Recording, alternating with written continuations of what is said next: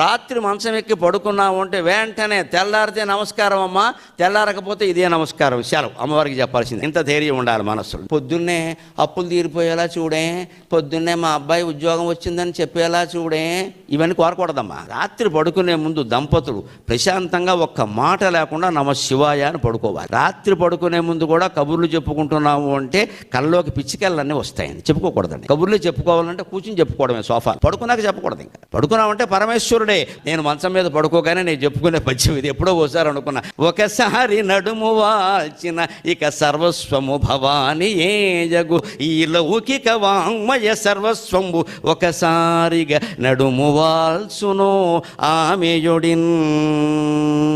ఒక్కసారి నడుము వాల్చాము అంటే సర్వస్వము అమ్మవారే. ఈ లౌకిక జీవితం మొత్తం ఆవిడ ఒళ్ళో పడుకోవాలి, మనకు సంబంధం లేదు. తెల్లారు లేస్తే ఏం చేయాలో అది చేస్తాం, లేకపోతే ఊరుకుంటాం, సుఖం అయిపోయింది.